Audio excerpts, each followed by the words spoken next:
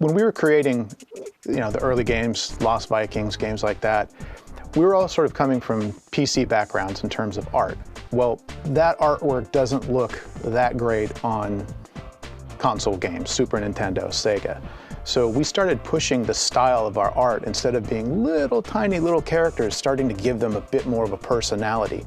And when you have more personality, you can play up with the humor and the drama of these things. So we could do animations that were more comical or more exaggerated. And a lot of that is where the sort of Blizzard style really started developing. It wasn't with Warcraft, it wasn't with StarCraft, it was these early games where we really started to define what a Blizzard game was and how a Blizzard game should look. We had a lot of fun. We had the character of the company was more about enjoying what we do, making really cool stuff, showing off what we can do to each other, and really just advancing what we were doing as much as possible. I think humor was important early on. I think most of that came from Alan Adham. The company was pretty small up through Lost Vikings and Rock and Roll Racing, maybe only around 20 of us. And we were all pretty fresh out of college, or in some cases not even yet through college. And so the environment in early Blizzard was more like the environment of a fraternity house. I remember we were at, I believe it was CES back in the day, and Rock and Roll Racing, I think, was either nominated at the time. We eventually won like a game of show for Rock and Roll Racing. Larry Huffman was at the show, and for some reason, he got in his mind that Bob Fitch did everything on the game, the programming, the art, everything. So Bob was there, and we were just having a blast with it. Bob was there, and Larry's like, yeah, everyone come check out Rock and Roll Racing. Bob Fitch is the creator of this game. And Bob was loving it, and we were like goading him on and saying like, hey, how'd you make that art? What made you think of this and that? And it was just a super fun time. So Blizzard didn't make Rock and Roll Racing. Bob Fitch did. Bob told me to say that too. I think he's gonna give me a cool $20 for that. I grew up in Irvine here, my parents in Irvine, and we started the company here in Irvine. So my folks didn't come over too often, but one day my mom stopped by just to see, kind of what her son was up to. And it was interesting. It would be like having your mom visit you at your fraternity house. Some pretty colorful language. I think one of our artists, Roman, was walking around in a bathrobe. He would do combat rolls down the hallway. He would make guitar sounds and laser sounds with his mouth just as he was walking down the hall.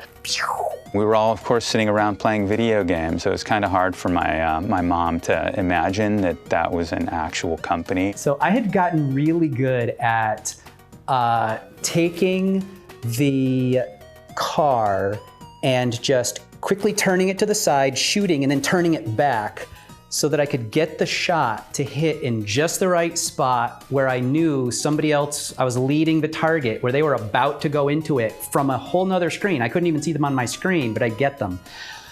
So I did that to Frank Pierce one day. We were in the tightest race. He was way ahead of me, and I shot him from way off screen, blew up his car. All the other cars raced by him. I raced by him, put him in 4th place, and then I finished in 1st and he finished in 4th. He threw his arms in the air and he goes, "God damn it, Bob, you dickweed."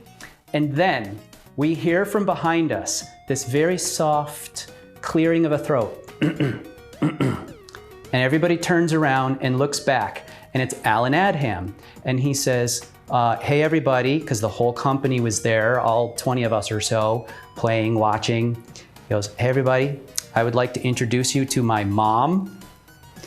Frank's face, white.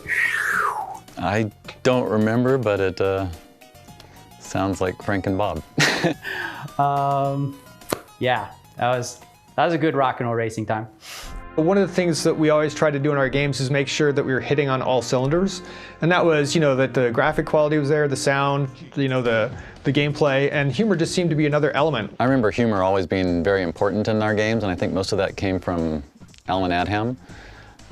He felt that it kind of helped people have something to remember when they were done playing the game and be able to share that with friends.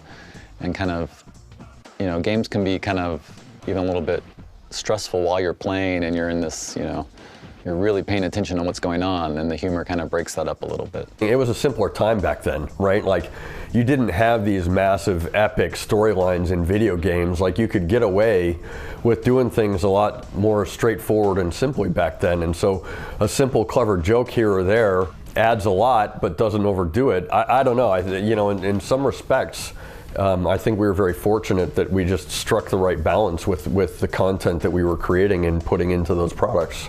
If things were funny, then we did it, you know. If anybody knew anything about you, it was brought up on a daily basis. And if it was something that was embarrassing or funny, it was brought up several times on a daily basis.